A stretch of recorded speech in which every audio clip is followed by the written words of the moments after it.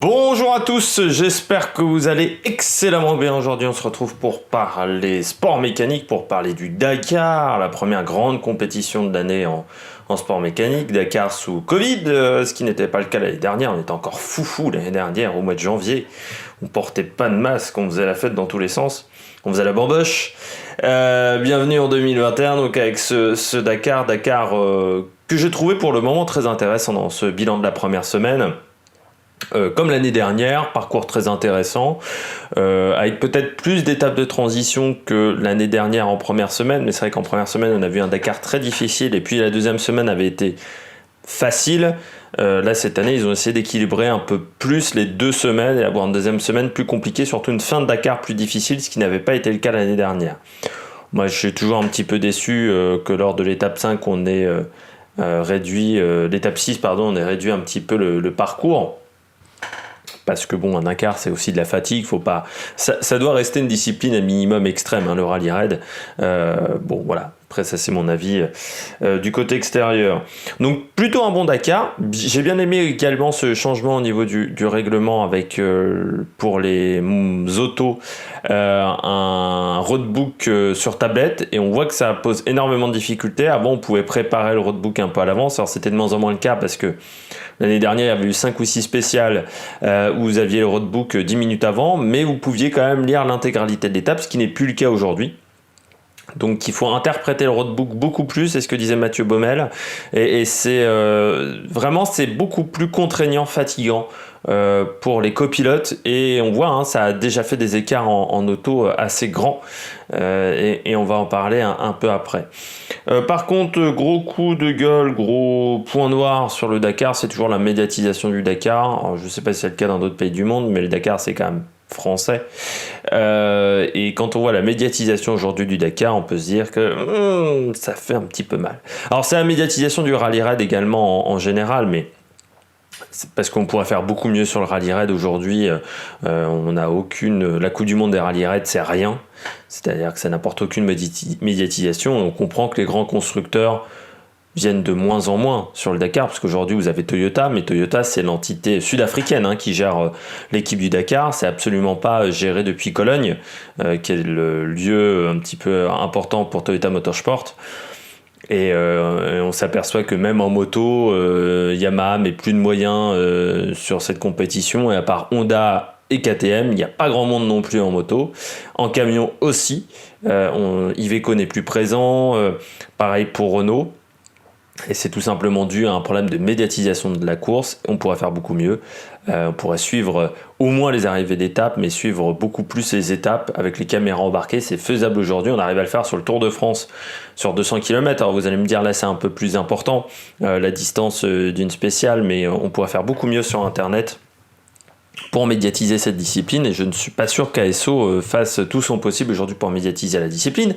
Et en plus, quand vous rajoutez une émission sur France Télévisions qui est absolument catastrophique, parce que cette année on n'a même plus Gaël Robic, avec Jean-François Carcart, ce sont les deux seuls qui sauvent un petit peu le service des sports au niveau des sports mécaniques à France Télévisions.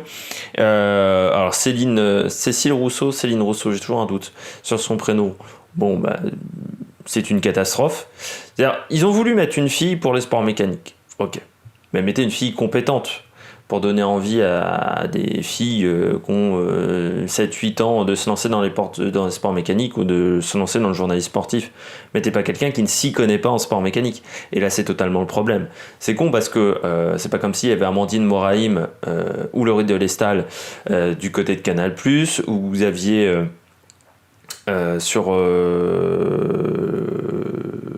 il y avait d'autres journalistes sportives également féminines, j'ai oublié, qui faisaient des sports mécaniques. Il y en avait une sur Eurosport à une époque. Bah, il y a Gwenaëlle Longy, voilà, c'était la troisième, qui est très compétente dans les sports mécaniques. Si vous voulez mettre une fille, prenez des filles compétentes. Prenez pas Céline Rousseau. Vous rajoutez avec ça Xavier Richefort, qui est, alors lui, ça fait depuis 5 ou 6 ans, qui est dans l'équipe Dakar, toujours autant perdu dans ses fiches, toujours aussi peu clair dans ses explications. Et donc c'est également une catastrophe de ce côté-là. On passe, après ces 5 minutes un petit peu générales, au classement. À la fin de cette première semaine, on va commencer par les motos.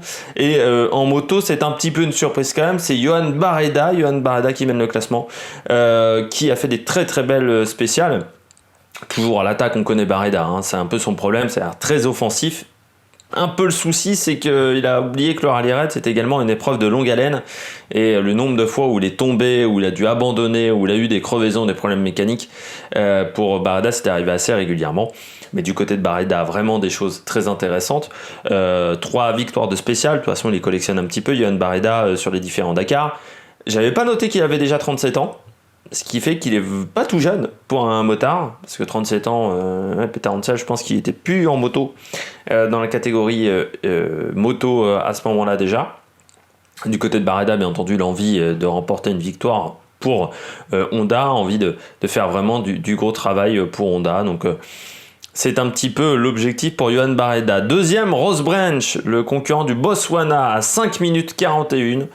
La seule Yamaha performante pour le moment. Yamaha, c'est un petit peu la débandade derrière. On s'aperçoit que c'est une équipe qui met pas énormément, forcément, totalement, autant de moyens au moins que KTM et que Honda du côté de Yamaha. Heureusement qu'il y a eu Ross Branch, mais c'est un petit peu le seul qui permet, c'est un peu la forêt qui cache la misère, quoi, derrière. Ross Branch, vous n'avez pas grand monde. Andrew Short a dû abandonner. Derrière, hop, il m'a pas remis le classement correctement. Adrien Van Beveren est très loin. 15e simplement, Adrien Van Beveren. Alors je sais qu'il veut finir le Dakar, mais c'est quand même un pilote qui travaille pour une grosse équipe. Être à 36 minutes des leaders, en moto c'est quand même important, en auto c'est moins important, mais en moto c'est très important comme écart. Ça va commencer à être compliqué pour lui. C'est même peut-être déjà fini pour gagner le Dakar, parce qu'il va falloir quand même que beaucoup de concurrents se plantent devant lui. Et puis on peut pas dire qu'il a été très rapide, parce que je crois qu'il n'a pas fait mieux qu'une 5e ou une 6e place dans les différentes spéciales, donc c'est un petit peu compliqué pour lui. Troisième, José Ignacio Cornero, sur une Honda encore à 8 minutes. Très bon Cornero depuis le début de ce Dakar. C'est, je pense, même l'un des meilleurs au niveau de la navigation dans ce début de Dakar. Il n'a pas fait d'erreur. Normalement porteur d'eau chez Honda pour Ricky Brabec et Barreda. Mais c'est vraiment du bon travail, en sachant que Barreda est un petit peu le lièvre. Et que Ricky Brabec fait un peu de la course dans son coin, sauf que Barreda, c'est quand même un très très bon lièvre, très offensif, et on voit qu'il arrive à être très très performant. Donc Ignacio Cornero très très bien, à 8 minutes 12, c'est-à-dire à 3 minutes de Ross Branch, et ensuite on a un peloton qui est à 13 minutes de Barreda, ce qui n'est... Alors, on sent... En moto, c'est un petit peu plus important quand même comme écart qu'en auto, mais vu les difficultés au niveau de la navigation dans ce Dakar, on peut s'attendre à ce qu'il se passe encore pas mal de choses en deuxième semaine, que Castera ait réservé pas mal de difficultés encore, David Castera, dans cette deuxième semaine, donc il va se passer encore des choses. La surprise, la surprise, pour les gens qui ne suivent pas le rallye raid, c'est Xavier de Soultray, 4e, très performant Xavier de Soultray, avec une Husqvarna privée, mais une Husqvarna, je rappelle, c'est une KTM, donc c'est un modèle performant et surtout un modèle extrêmement fiable du côté de chez KTM, surtout que c'est pas le dernier modèle, je pense, comme il a un modèle privé de chez Husqvarna, c'est peut-être une KTM de 2019 ou de 2018. 13 minutes 15 et surtout une attaque démentielle de la part de Soultray. Je l'ai vu sur les images de France Télévisions, les images également du Dakar, sur la chaîne officielle du Dakar sur YouTube. Vraiment des très très bons franchissements de dunes, et il attaque vraiment très très fort. Et tu sens qu'il prend du plaisir parce qu'il est en confiance avec sa moto. Il prend également du plaisir. Je rappelle qu'il a été un petit peu viré de la part de Yamaha pour laisser la place à Andrew Short et Ross Branch. Yamaha doit s'en mordre les doigts, surtout que Yamaha est quand même plutôt une structure francophone en rallye raid, et bon, c'est pas comme si Xavier de Soultray était français, que c'était quelqu'un de très sympathique également, et donc en termes de communication c'était pas plus mal pour Yamaha, mais bon, Husqvarna l'a récupéré, alors pour le moment il est, on va dire, privé, mais pour l'année prochaine il aura peut-être un contrat chez KTM ou chez Husqvarna pour épauler Benavides. On continue, donc Quintanilla 5e, voilà, encore sur Husqvarna. Et ensuite, KTM avec Sam Sunderland, c'est simplement le premier pilote KTM. Ça a été un petit peu compliqué pour le moment pour les KTM. Sam Sunderland qui roule un petit peu à l'aveugle, c'est-à-dire on ne le voit pas sur les différentes spéciales, il est un petit peu caché pour le moment, Sam Sunderland, mais il fait vraiment du bon travail. On retrouve ensuite Ricky Brabec, Santolino sur la Charco qui fait du très très bon travail, des bons progrès du côté de la Charco. C'est intéressant de le souligner, à 17 minutes, la Charco qui se bat avec les leaders. Alors c'est dommage du côté de Charco, c'est encore ce petit manque de moyens pour avoir une véritable équipe complète, mais Santolino fait vraiment du grand travail. Et puis on retrouve ensuite Benavides, Toby Price simplement 10e, mais qui a pas mal jardiné dans cette première semaine. Toby Price un petit peu du mal en navigation, un petit peu comme Luciano Benavides 11e. Donc comme je vous ai dit, Adrien Van Beveren 15e, Franco Caimi 18e simplement sur la Yamaha. Et puis Matthias Walkner, très loin, mais qui a eu des gros problèmes de boîte lors d'une étape, qui a perdu beaucoup de temps. Il est à 2h25 et 26e. Il est maintenant assistance rapide pour les autres pilotes KTM, Matthias Walkner, mais les KTM qui vont devoir quand même se sortir un petit peu les doigts du cul, pour le dire de manière un petit peu familière, pour améliorer leur rythme. Et puis j'ai oublié de parler de Joaquim Rodriguez, qui est sur la Hero. Vous savez, la moto qu'avait l'année dernière Paolo Gonçalves, cette moto indienne, et qui est à 45 minutes, moto qui progresse quand même, moins de problèmes de fiabilité dans cette Hero, mais le souci c'est que pas forcément un pilote très fort dans cette formation. Et puis je voulais souligner également la 32e place de Camille Chapelière rookie, qui est dans les meilleurs rookies quand même, quoi qu'il y a Sanders chez KTM. Camille Chapelière qui fait partie de l'équipe KTM au Touquet. C'est un pilote du championnat de France des sables, et qui voit la différence entre le championnat de France des sables et le rallye raid. C'est un petit peu plus compliqué le rallye raid, enfin c'est un petit peu plus compliqué, c'est-à-dire qu'il y a déjà un peu plus d'adversité, et puis c'est surtout que faut savoir naviguer, faut savoir faire plein de choses. C'est vrai que c'est moins facile un petit peu que le championnat des sables. On va passer du côté des quads. S'il me l'affiche rapidement, il va pas me l'afficher bien entendu rapidement. Ça, c'est la magie de l'internet. Alors du côté des quads, voilà, je vais aller assez rapidement. C'est Cavigliasso qui est en tête devant Manuel Andoujar et Alexandre Giroud. Il a 29 minutes sur Andoujar et 40 sur Giroud.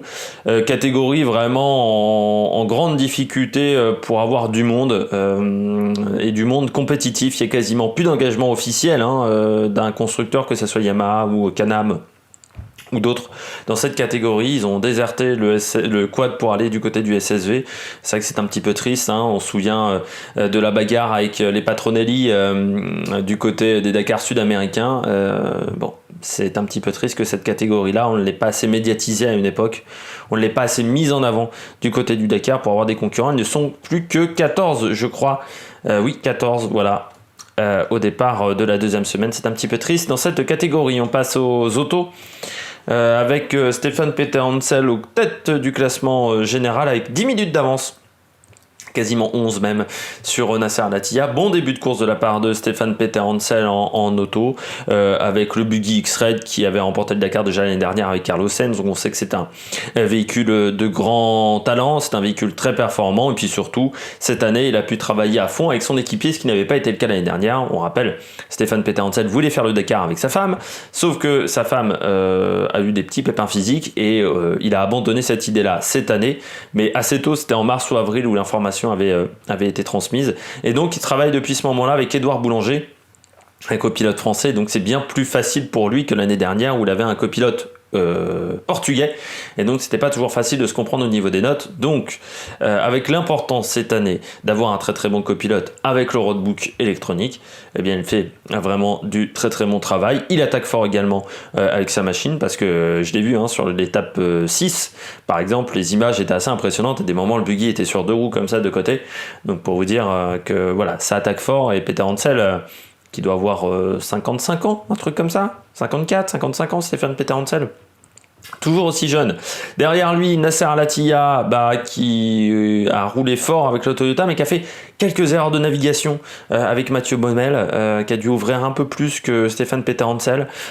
Donc c'est là où il perd un petit peu de temps. Nasser Al-Attiyah, je pense qu'ils ont fait l'erreur de vouloir gagner le prologue, et depuis ce moment-là, ils ont dû ouvrir lors de la première spéciale, ils ont perdu pas mal de temps, et ils ont ouvert un petit peu au fur et à mesure des jours, un peu plus souvent que Stéphane Peter-Hansel, et donc quand vous ouvrez, avec les problèmes de roadbook, c'est pas forcément facile. Je suis pas sûr que ce soit la bonne idée d'ouvrir dans ce Dakar, donc il faut faire attention pour ne pas commettre d'erreur en termes de navigation. Je vais y arriver. Au troisième, Carlos Sainz avec Lucas Cruz. Beaucoup de problèmes de navigation pour Carlos Sainz, qui a énormément jardiné, un petit peu comme Sébastien Loeb. Ça fait partie des pilotes qui ont fait le plus d'erreurs de navigation. Il a tourné pour claquer des waypoints lors de l'étape 4 et dans l'étape 5. Alors jardiné, pour la traduction, pour ceux qui ne connaissent pas, c'est quand sur le GPS vous avez des points de passage qui sont des CP, donc là où vous reprenez de l'essence et vous donnez votre cahier de pointage, et puis vous avez des points électroniques, il faut valider, il faut que le GPS le valide. Si vous ne les validez pas, vous avez des minutes de pénalité, même des heures je crois de pénalité. Et donc au fur et à mesure du parcours, vous avez des centaines, 150, 300 points de passage électroniques, et sauf qu'il y a une appréciation pour que le point soit validé par le GPS. Il faut être à une certaine distance de ce point, par exemple 25 mètres ou 30 mètres, pour déclencher ce point virtuellement. Donc c'est pour ça que parfois vous voyez les concurrents faire des tours comme ça, faire des 8, c'est juste pour valider le waypoint, ce waypoint virtuel, pour le valider dans le GPS, et donc pouvoir continuer, passer au waypoint d'après. Parce que le principe d'un rallye raid, c'est passer de point de passage en point de passage, pour aller d'un point A à un point B, mais avec un petit chemin préétabli auparavant. Quatrième, Jakub Przygoński, assez surprenant, Jakub Przygoński avec Timo Gottschalk sur la mini ancienne génération, je pense, je vais vérifier. Timo Gottschalk qui a été copilote de Jutta Kleinschmidt à une époque, donc voilà, c'est un concurrent de très beau niveau. Et non, c'est un Toyota, je me suis trompé, mais c'est un Toyota ancienne génération pour Przygoński. Oui, j'ai overdrive, j'aurais dû m'en apercevoir. Et puis Brian Baragwana, sud-africain, avec Tai Perry qui est sur le buggy Century. Alors c'est le même buggy que Mathieu Serradori, donc c'est un buggy qui est très performant, fabriqué en Afrique du Sud. Et puis sixième, Nani Roma sur le buggy préparé par ProDrive, l'équipe de David Richards, qui a géré Baronda en F1, qui a géré également l'équipe Subaru en rallye WRC, donc équipe d'expérience, ProDrive, et donc qui gère un nouveau véhicule. Nani Roma qui a changé de copilote au dernier moment, parce que je rappelle qu'il a eu un petit problème avec son copilote qui a chopé le Covid. Alors il aurait pu participer au Dakar, mais on a privilégié le fait de ne pas prendre de risques du côté de Team Bahreïn Red Extreme, donc c'est pour ça que il est copiloté par Alexandre Winnock. Ensuite Vladimir Vassiliev, donc lui sur un mini ancienne génération. Gilles de Villiers 8e, toujours là. Le Tchèque Khalid Al-Qassimi avec Xavier Panseri 9e, et Martin Prokop 10e, assez surprenant. Martin Prokop parfois dans le top 5 des étapes au scratch. Donc vraiment du beau travail. 11e, Christian Lavieille qui est de retour en catégorie proto. Christian Lavieille qui pendant ces dernières années faisait la catégorie marathon, donc avec des 4x4 très proches de la série. Et puis parmi les concurrents qui sont un peu plus loin, on peut noter Cyril Després et Mike Horn qui sont 19e pour le moment, qui sont coéquipiers du Tchèque Khalid Al-Qassimi avec les anciens buggy Peugeot que les concurrents roulent. Renan Chabot 22e simplement, et Sébastien Loeb lui est bien plus loin, 45e à 11h34. Des problèmes de triangle, des problèmes avec les commissaires de course pour une pénalité. Il les a défoncés sur Twitter, sur les réseaux sociaux, ce qui n'était pas forcément très intelligent de sa part, mais bon, c'est... sur ce Dakar, on a quand même le Sébastien Loeb un petit peu ronchon, un petit peu comme quand il était face à OGS et Citroën. C'est pas le Sébastien Loeb le plus agréable, très clairement, et donc à 11h34 avec des problèmes de triangle, et surtout de toute manière un rythme bien inférieur à Nani Roma. Donc il va falloir comprendre pourquoi il n'arrive pas à rouler aussi vite que Nani Roma, parce que pour le moment il est très très loin des niveaux de performance de Nani Roma. Romain Dumas 47e, il s'est fait rentrer dedans, il a perdu également un triangle sur une étape, 15e avec le Buggy Rebellion. Et puis Mathieu Serradori, donc 50e, problème lui aussi technique sur la voiture du français, du belge Fabien Lurquin. Jusqu'à ce moment-là, ils faisaient plutôt un Dakar très intéressant, ils étaient vraiment dans leur objectif de faire top 10. On continue avec une catégorie, la catégorie véhicule léger, donc SSV. Voilà, avec les side-by-side véhicules. Et pour le moment, c'est Aaron Domzala qui est en tête avec un Can-Am devant Austin Jones. Chaleco Lopez est 6e. Petit problème technique lors de l'étape numéro 6 pour Chaleco. Il a perdu pas mal de temps, ce qui est un petit peu triste. Aaron Domzala qui est un concurrent qui a fait du quad en Amérique du Sud. De toute manière, quand vous êtes soutenu par Monster Energy et Can-Am, c'est que vous avez un petit niveau dans cette catégorie-là. On retrouve Cristina Gutiérrez Herrero qui a remporté une spéciale avec son buggy Red Bull. Vous vous souvenez, c'est le buggy qui avait l'année dernière Cyril Després, qui avait mis au point Cyril Després, ce buggy off-road OT3 je crois, hein, c'est son nom de chez Red Bull, copiloté par François Casalet. Cristina Gutiérrez qui a remporté une spéciale, ce qui n'était pas arrivé à une femme depuis 15 ans.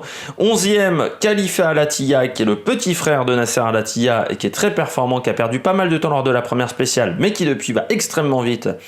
Peut-être que le frère va chasser... que Khalifa Al-Latifa va chasser Nasser Al-Attiyah. Et puis, dans cette catégorie, vous voulez peut-être des nouvelles du nouveau Chris Meek, qui est sur le buggy de chez PH Sport et qui a un petit peu du mal. Il a perdu énormément de temps et il a pris énormément de pénalités. Chris Meek, beaucoup de temps perdu lors de la première spéciale où il a son pneu de secours qui a cramé. Et puis Thomas Enge, 41e. Thomas Enge, c'était l'adversaire de Sébastien Bourdet en F3000. Il a un peu roulé dans toutes les catégories, en tourisme, je ne sais même pas s'il n'a pas fait du rallye classique également. Thomas Enge, on finit avec deux catégories où il y a un peu moins de monde. Déjà, on va faire la catégorie camion. Catégorie camion ou Kamaz est largement devant avec Dimitri Sotnikov devant Shibalov et Mardeef. Donc Kamaz qui a la main mise dans cette catégorie depuis de nombreuses années, encore plus depuis le départ des Iveco de Gérard Deroy. C'est vrai que Gérard Deroy a souvent eu des explications assez sérieuses avec Kamaz, mais il n'est plus présent sur le Dakar et c'est bien triste parce que le seul adversaire qu'a Kamaz c'est Maz. Le problème c'est que Maz, eh bien, le petit Vjazovic a eu des problèmes techniques. Il a dû abandonner même sur le Maz, donc il n'y a plus qu'un seul Maz avec Wisniewski qui a perdu pas mal de temps lors de la première spéciale également. Il est à 1h32, donc autant vous dire que pour la victoire finale c'est fini. Et puis Alex Lopreis qui est à 1h sur le Tatra. Donc un petit peu loin également. Martin Machik sur un Iveco, lui est 5e. Il était bien Martin Machik, mais il a perdu pas mal de temps lors de l'étape 5, je crois me rappeler. Et puis Ignacio Casale 9e à 2h. Ignacio Casale, pour ceux qui se souviennent, c'était le quad à l'époque en Amérique du Sud. C'était les belles bagarres avec les frères Patronelli. Dans cette catégorie, voilà, un petit peu triste cette catégorie parce que voilà, manque un petit peu des concurrents. Et puis la catégorie classique, alors catégorie classique qui est un rallye de régularité, c'est-à-dire que l'objectif n'est pas d'aller le plus vite possible, c'est de respecter une vitesse imposée par les organisateurs. Et pour le moment, c'est Marc Douton et Émile Etienne sur un buggy Sunhill devant Juan Donatiu et Frédéric Verdaguet et Julie Verdaguet qui sont 3e également sur le deuxième buggy du team Sunhill. Voilà. Donc pour l'instant, 3 concurrents, sachant que les écarts sont assez importants. Et bon, c'est des écarts avec des systèmes de pénalité, c'est un petit peu complexe à comprendre. On peut pas dire que ça soit extrêmement médiatisé, à part apporter des concurrents qui ne gagnent pas grand-chose. Ça ne sert pas grand-chose au Dakar, j'ai l'impression quand même de ce côté-là.